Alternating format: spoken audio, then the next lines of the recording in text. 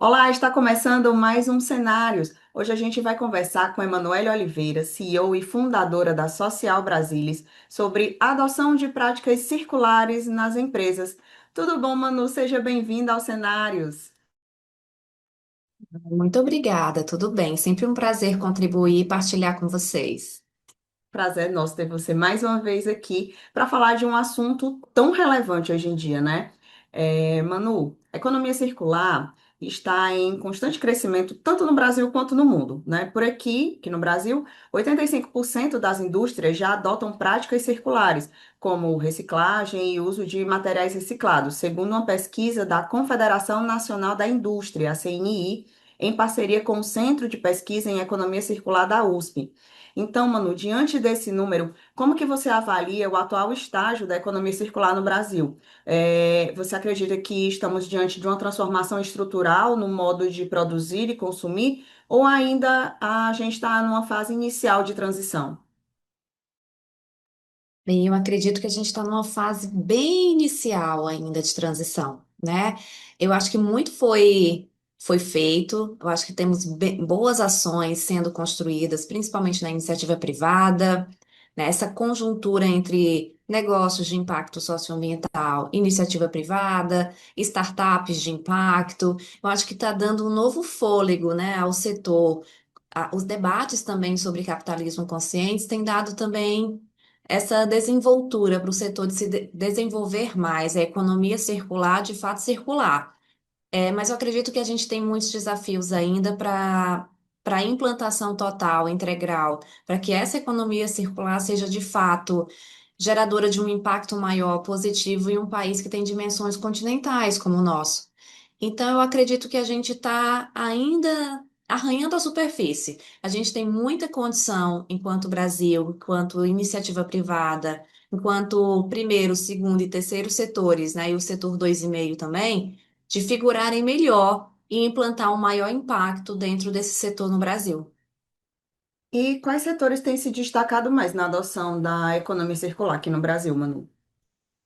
Eu acredito que o setor das iniciativas privadas, né, o segundo setor, o setor 2,5, né, estão com pautas sobre sustentabilidade muito relevantes. E o setor 2,5 aporta a mensuração de impacto, que é algo muito, muito positivo, né? Que são empresas que já nascem conscientes e, por consequência, tem um dos critérios ali que é a mensuração do seu impacto. Então, eles conseguem comprovar por dados reais, que aquela ação gera de fato uma sustentabilidade ambiental, gera de fato uma transformação na sociedade por intermédio daquela empresa, né? Daquele negócio de impacto socioambiental. Então, é um setor em expansão, é uma tendência para se seguir, e é também uma tendência de empresas tradicionais se alinharem em parceria, né? Trazer negócios de impacto socioambiental como fornecedores. Então, esse setor configura-se um importante stakeholder, eu diria, para os outros setores, de como gerar ações que fomentem uma maior sustentabilidade. Em um contraponto, nós temos empresas tradicionais, através do SG, com ações muito relevantes no campo do impacto ambiental, da sustentabilidade, né? O que se configura também uma economia circular, colocar ali para girar, né, matérias-primas, reutilizar, voltar para o mercado. Eu acho que são quesitos em expansão e que geram uma boa imagem, reputação, mas também um impacto positivo na sociedade. E hoje essa sociedade está observando tudo. E essa empresa que não se coloca positivamente, em termos de impacto ambiental nas suas operações, na forma como gerencia o seu negócio, né, tanto no Brasil como no exterior, ela não figura bem. Então, ela perde um valor de mercado hoje. É isso que o SG propõe. Né? Ele propõe métricas que sejam relevantes, que sejam verdadeiras, que sejam auditadas, de como essa empresa impacta positivamente o meio ambiente através de múltiplas práticas, e uma delas é a economia circular. E falando sobre esses pontos positivos, né? Quais são os principais benefícios da adoção de modelos circulares para as empresas e também para a sociedade como um todo?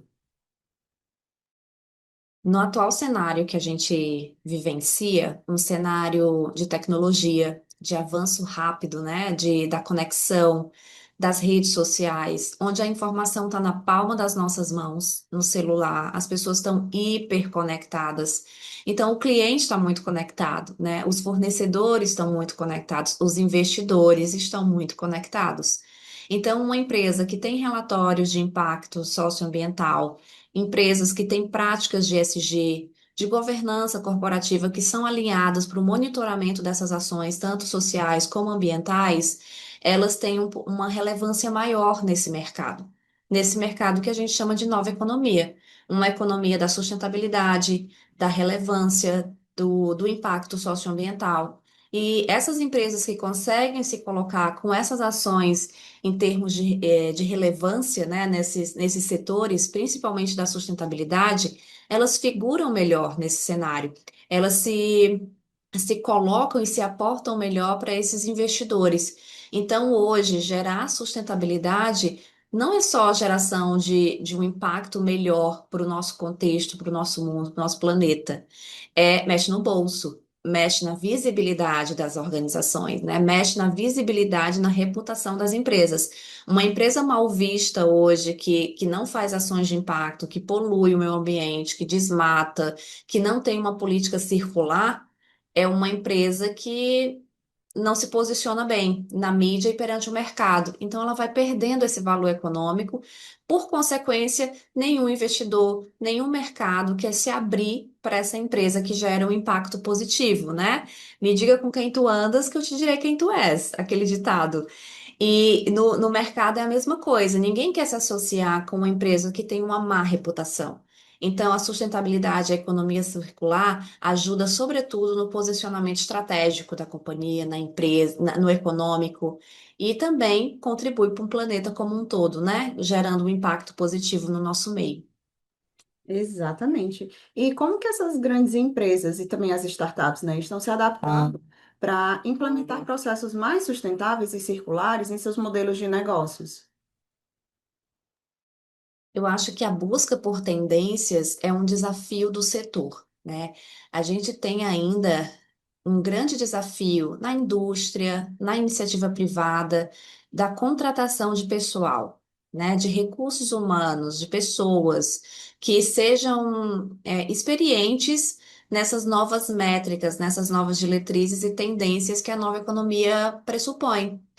Então, a gente precisa ter um olhar conjunto, sistêmico, né? O profissional que está atento a essa nova construção de futuro para as empresas, ele precisa ser um profissional antenado, um profissional com olhar sistêmico, que consiga ver o todo, que consiga prospectar uma inovação social lá na frente, como é que eu mensuro esse impacto e como é que eu correlaciono esse impacto com o posicionamento, com a imagem, com a reputação, com a visão estratégica da companhia. Quando a gente vai para esse desafio de juntar o impacto mais o olhar sistêmico e estratégico, a gente tem um desafio de contratação, né? De como a gente forma os nossos times para atuar nas áreas do SG, da responsabilidade social corporativa, né? No relacionamento e gerenciamento de stakeholders, que são o nosso público de maior relevância quando a gente fala sobre sustentabilidade, sobre economia circular. Então, fazer esse gerenciamento, encontrar esse profissional múltiplo, é um desafio para o setor, para as empresas. E o que que as empresas têm buscado? Participar de eventos, né, formação, MBAs de ESG, de responsabilidade social corporativa, de capitalismo consciente. Então, são tendências ali que envolvem a iniciativa privada para tentar capturar noções, nuances, tendências e fazer projetos que sejam mais sistêmicos no campo da sustentabilidade, no campo da economia circular. Lembrando que a economia circular é um grande campo, né? Você pode fazer múltiplas ações ali dentro dela e gerar um impacto socioambiental positivo, né? Com a reutilização de resíduos e, enfim, são múltiplas ações e exemplos que a gente pode citar. E, por exemplo, o Social Brasilis tem feito, que é o meu negócio, né, o meu empreendimento social, uma ponte entre a iniciativa privada e esse setor das comunidades do entorno, né, dessa nova economia mais sustentável. E o que a gente tem ofertado? Eventos, rodas de conversa, conteúdo informativo, ideias, né, bancos de ideias, para que esse gestor, esse gerente dessa área, possa ter noção de que tendências ele pode utilizar para gerar essas métricas de impacto positivo. E eu acredito que é uma corrida nacional, tá todo mundo tentando ali acompanhar o rápido avanço desse setor e, por consequência, do que essa nova economia pede. É, apesar dos avanços, Manu, o Brasil ainda recicla muito pouco, né? Estima-se que menos de 10% dos materiais descartados sejam reciclados. Então, pergunto para ti, quais são os principais entraves que dificultam a reciclagem aqui no país? Nós não temos uma cultura de coleta seletiva, né, de educação ambiental desde a escola. A gente precisaria formar uma base, né, de pessoas, de cidadãos para esse futuro da sociedade. A educação ambiental começa na escola. A gente precisa educar, principalmente a geração futura, para a separação adequada dos resíduos, né? Do plástico, do vidro, do orgânico, para que essa separação ajude as cooperativas a otimizar o seu tempo. Então, hoje a gente não separa o lixo em casa. Nós não temos a cultura da coleta, da separação do lixo em casa e da coleta seletiva. Então, se a gente tivesse essa cultura, né, partindo das nossas residências, e se o lixo já saísse da nossa casa separadinho, isso facilitaria para as nossas cooperativas a destinação correta, otimizaria o tempo, né, dos catadores, das pessoas que trabalham nas cooperativas, de fazer aquela separação. O orgânico está sempre junto com o plástico, que está sempre junto com outros resíduos. Tem que lavar esse plástico antes de encaminhar ele para reciclagem, né, para dar a destinação correta, que é essa ponte entre as cooperativas e a indústria que fazem essa reciclagem. Então, é um desafio ainda fazer essa separação. Se a gente consegue fazer, implantar um sistema de coleta seletiva nas residências, nos bairros, e isso virar uma política pública eficaz que oriente a comunidade e que oriente também gerando educação e informação para onde essa destinação está sendo feita e se está sendo feita de forma correta, a gente gera um impacto maior e a gente consegue elevar esse número. E consegue também mexer em outras métricas de economia circular. Então, mais empresas conseguem comprar mais de cooperativas, um resíduo que seja de fato reaproveitável, e eles conseguem recolocar no mercado uma grande massa de produtos sem ter que fazer do zero uma matéria-prima e jogar ali no meio ambiente algo que vai levar anos para se decompor, gerando um impacto negativo. Então, eu acho que essa métrica, para aumentar esse percentual, está na nossa casa, tem que estar na escola. A partir do momento que estiver na escola, estiver na nossa casa, enquanto política pública, bem fundamentada e orientada, a gente vai conseguindo mexer nas métricas, né, gerais para gerar um impacto maior. E, Manu, de que forma a tecnologia tem impulsionado a economia circular? Como que ela ajudou a disseminar e nas práticas também de economia circular? Nossa, a tecnologia tem sido assim uma grande alinhada para tudo, né? Quando você usa a tecnologia para fomentar o bem, que é a tecnologia for good, que a gente chama, para geração de impacto positivo, ela amplia, porque ela tem o poder de ampliar canais, de gerar capilaridade, de gerar escala, né? Então a tecnologia pode ser uma importante alinhada para trazer informação, para a construção de plataformas de aprendizagem que oriente sobre educação ambiental e sustentabilidade, né? Sobre tecnologias de monitoramento, de controle de práticas. A automação também ajuda na separação adequada dos resíduos, na destinação, né, no percentual de controle, de peso, de quanto a gente consegue ressignificar um resíduo e recolocá-lo na sociedade, né? Voltando a circular, voltando a girar. Então, a tecnologia faz esse serviço que humanamente seria muito mais demorado e, né, impossível de se fazer com uma grande rapidez e uma grande força de entrega. Então, se a gente consegue se construir sistemas que auxiliem cooperativas, né, estudantes, professores, para fazer esse monitoramento, fazer o controle dos resíduos, das práticas, da coleta, da mensuração do impacto, a gente também consegue otimizar tempo, recursos e consegue também ampliar nosso impacto e, por consequência, as métricas que a gente gera hoje no Brasil. Mano, falando agora do mercado de trabalho, né? Quais carreiras estão surgindo ou ganhando força, né, com o crescimento da economia circular? E eu queria que você falasse também para a gente que tipos de habilidades estão sendo mais valorizadas nesse novo cenário. A carreira no setor da sustentabilidade está super em alta. Ela é uma tendência, né? Analistas de sustentabilidade, analistas sêniores de sustentabilidade, analistas de ESG, né? Gestores, gerências especializados em ESG, em economia circular, em nova economia, em negócios de impacto socioambiental. Tudo isso são tendências de um setor que está em expansão. Não é um setor novo, né? É um setor que tem mais de 20 anos de atuação, o SG, mas que atualmente ele ganhou uma grande força pela motivação, né, do aumento das nossas desigualdades, das discrepâncias que as desigualdades sociais alcançaram nos últimos anos, em todo o planeta, né, de forma sistêmica, e por consequência as mudanças climáticas, a poluição tem gerado aí grandes métricas preocupantes e que ali convocam gestores, organizações sociais, todos os setores para pensar juntos alternativas que mudem, né, e contribuem com esse planeta. Então, as tendências é um profissional antenado, um profissional com visão sistêmica, para principalmente monitoramento e controle de um portfólio de projetos e ações, visão de médio e longo prazo, apostar em projetos que gerem de fato um impacto sistêmico nas comunidades do entorno, na sociedade, em que a mensuração de impacto gere de fato valor.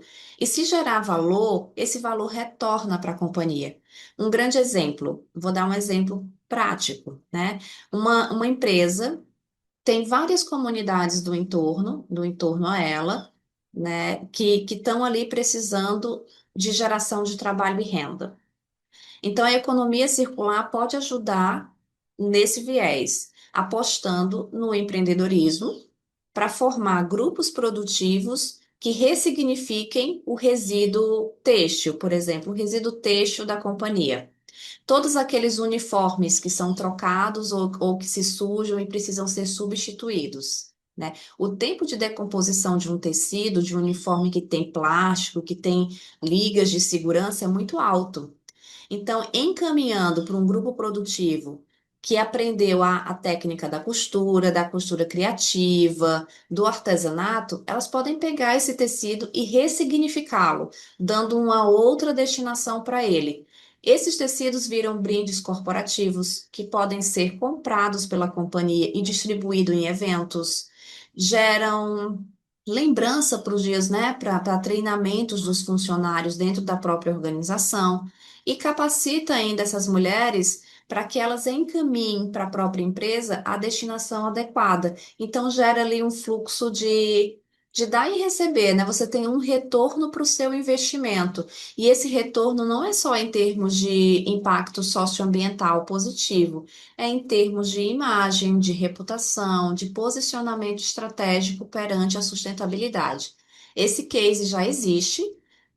E acontece aqui no Ceará. O ateliê colaborativo feito por mulher é um negócio de impacto socioambiental periférico, liderado por uma mulher, que é a Anagélia Ferreira, lá no Mudubim. E ela ressignifica todo esse resíduo têxtil proveniente da indústria, gerando ali tanto benefício para as mulheres da comunidade, que ela emprega, que ela dá uma qualificação para esse campo da costura, mas ao mesmo tempo ela auxilia a indústria com esse problema, essa dor. Eu não consigo jogar 1.000 uniformes fora. Isso gera uma imagem super negativa, alguém de uma empresa vestido lá jogando uniforme no lixo, que vai levar anos para se decompor.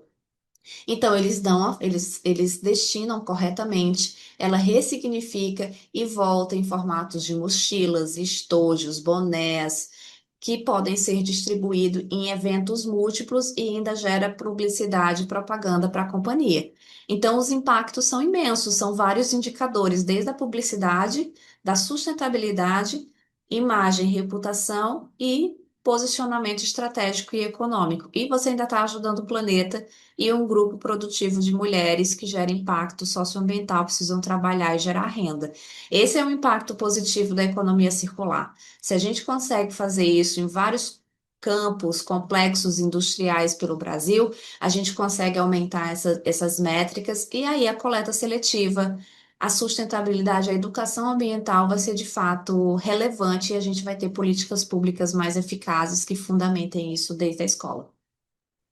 Manu, agora eu queria que você falasse para a gente qual que é a importância da economia circular para o equilíbrio entre sociedade, economia e meio ambiente. Pegando o gancho nesse exemplo que você deu, foi um exemplo muito bonito, né? Queria que você falasse para a gente, contextualizasse, essa questão do equilíbrio entre a sociedade, a economia e o meio ambiente, onde todo mundo pode coexistir sem ninguém tirar muito de ninguém nem de nada, né?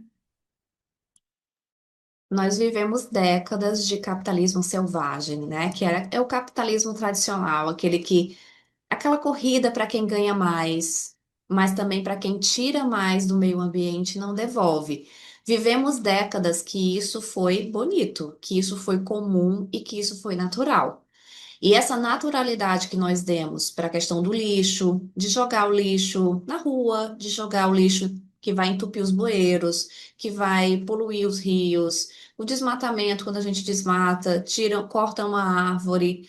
Essa naturalidade, porque por décadas a sociedade como um todo, no mundo todo, deu para a questão da natureza, fomentou um grande declínio global, um desequilíbrio global e que isso acarretou as mudanças climáticas, que foi por intermédio dessa poluição em massa, do desmatamento, né, do assoreamento dos rios.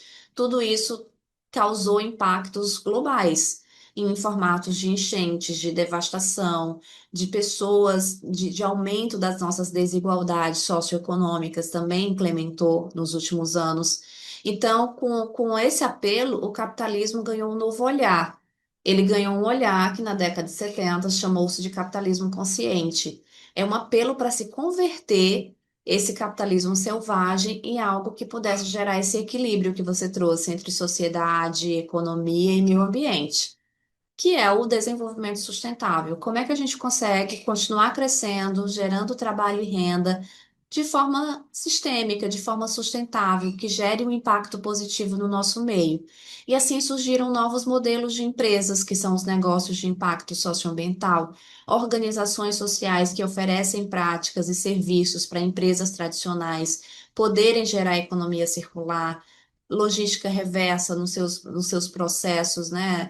A redução dos índices de carbono, tudo isso, negócios de impacto, organizações sociais têm fornecido em termos de produtos e serviços para essas empresas tradicionais. O SG também tem ajudado, né, gerando métricas ali que obrigam essas iniciativas, essas organizações a se colocarem e se posicionarem melhor, mas também a sociedade comum, a sociedade civil, com acompanhando as notícias, acompanhando o que a tecnologia aporta, o que as redes sociais comunicam, também tem feito um grande barulho ali para que essas empresas também se coloquem bem, se façam produtos mais sustentáveis, né? E que, por consequência, o governo também consiga monitorar através de leis de controle e de regulamentação de práticas em vários contextos e cenários do Brasil. Se a gente conseguir fazer esse equilíbrio, né, de políticas públicas, do setor da iniciativa privada, seguindo essas tendências, né, ter essa mentalidade que hoje a economia pede, que esse olhar precisa ser sustentável, e a sociedade está alinhada com isso, a gente consegue um equilíbrio entre sociedade, economia e meio ambiente. E esse crescimento consegue ser de fato sustentável. Entendi. E, Manu, você falou lá no começo do programa sobre a questão da exigência do consumidor, né? Hoje a gente tem um consumidor mais atento, tem um consumidor de olho, tem um consumidor realmente preocupado com a origem do produto que ele consome, né? E como que esse produto foi feito. Mas eu queria que você falasse para a gente, só isso é o suficiente para a gente movimentar essa economia circular aqui no Brasil? Você acha que ainda tem muita coisa a ser feita para a gente, de fato, melhorar como, vamos dizer assim, como nação? O cliente, com certeza, é uma importante parte interessada, né, da iniciativa privada, das empresas, é um stakeholder, né, que a gente fala, relevante, que a empresa precisa estar todo o tempo atento ao que esse consumidor deseja, o que ele quer. A gente tem uma mudança de tempos o tempo todo, então as pessoas também mudam, né? Esse público de clientes também vai criando novas exigências e novos conceitos no decorrer, né? Que os tempos vão avançando e eles vão se adaptando. Então, ter um consumidor antenado e conectado e que acompanha os feitos daquela empresa, principalmente daquele que consome, que ele tem um produto de preferência. Isso gera uma relevância de considerar a opinião desse cliente, de como eu consigo adaptar os meus processos para processos mais sustentáveis, porque o olhar do meu consumidor está mais consciente e ele mudou. Mas, ao mesmo tempo, tem outras partes que são extremamente relevantes. Como é que a gente consegue também gerar políticas públicas que fomentem uma regulamentação e um controle para que empresas consigam se colocar em práticas ambientais mais sustentáveis? Não só criar uma política pública, mas criar também um monitoramento, esse controle, que hoje é muito difícil, né, de se ter. A gente sabe que existem empresas ainda tradicionais com práticas negativas, principalmente no tocante ao ambiental, e não há uma fiscalização adequada que abranja todo o território nacional de uma forma sistêmica, mas de uma forma assim abrangente, que gere realmente um impacto e que seja, né, tenha uma regularidade. Então, o controle também é muito importante, né? Não só da figura do cliente, mas do poder público, de como eu monitoro essas práticas e como eu vou ali banindo, através de uma fiscalização e controle adequado, empresas que não estão ainda figurando bem nesse ápice da sustentabilidade ambiental. E também citaria a educação. Eu acho que a gente formar para o futuro uma base que ainda não está, né, produtivamente inserida nessa sociedade é muito importante. Você está construindo ali o olhar dos futuros líderes, das futuras gerências, das futuras lideranças. Se essa educação ambiental está dentro da escola, ela gera uma base que traz para o futuro uma nova geração mais consciente para a sustentabilidade e que vai aplicar com mais facilidade essas práticas ambientais, a economia circular, mas todas essas métricas, esses projetos que podem gerar impacto socioambiental positivo. Acho que é um efeito conjunto. Eu acho que de todos os setores que estão envolvidos, se a gente quiser de fato que a nova economia seja sustentável, inclusiva, igualitária e consciente. Muito bem. E para a gente encerrar esses cenários, Manu, o que você diria para os empresários e gestores que ainda não adotaram práticas circulares nos seus negócios? Qual conselho que você daria para essas pessoas? Buscar alinhar o time às novas tendências do futuro. Todo mundo precisa ter o mesmo pensamento. Em um time de SG, de responsabilidade social corporativa, todo mundo precisa olhar para a mesma direção. Todo mundo precisa acreditar que a nova economia hoje está pedindo um posicionamento de sustentabilidade, de relevância social e de uma governança alinhado com as métricas. Não dá mais para a gente estar dentro da sua equipe e ter uma pessoa que não entende ainda sobre nova economia, sobre economia prateada, de como a gente consegue se colocar na economia circular, na política da economia reversa, da logística reversa. Como é que eu consigo pensar ações que alinham o meu time para a mesma direção, para o mesmo olhar sistêmico? Investir em projetos de médio e longo prazo, não projetos pequenos, né, de curta duração, que os recursos são mais enxutos e diminutos. Não que esses projetos não gerem impacto, eles geram, mas a gente precisa de uma mudança sistêmica, da aplicação de uma tendência que dê visibilidade para a companhia, ao mesmo tempo um posicionamento estratégico e econômico. Pequenas ações sociais não geram esse impacto, né, tão relevante assim. Então, projetos de médio e longo prazo, com mensuração de impacto, que impactem ali algumas métricas dos Objetivos do Desenvolvimento Sustentável, são fortes tendências desse setor. Então, eu acho que procurar formação, buscar treinamento qualificado para essas organizações, eu acho que é um grande diferencial aí para se colocar bem, se posicionar e ser uma empresa que investe né, o seu recurso de investimento social privado em algo que gera relevância para o meio e, por consequência, gera posicionamento econômico e estratégica, né? Estratégia de mercado, sobretudo. Muito bem, com isso a gente chega ao final de mais um Cenários. Gostaria de agradecer aqui a presença da Manu Oliveira, nossa convidada de hoje, e também da sua audiência.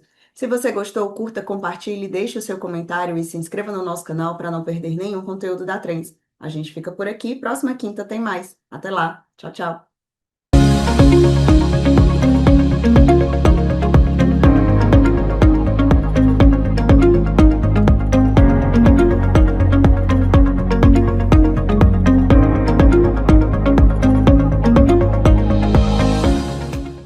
Inscreva-se no nosso canal, ative o sininho e fique por dentro dos melhores conteúdos.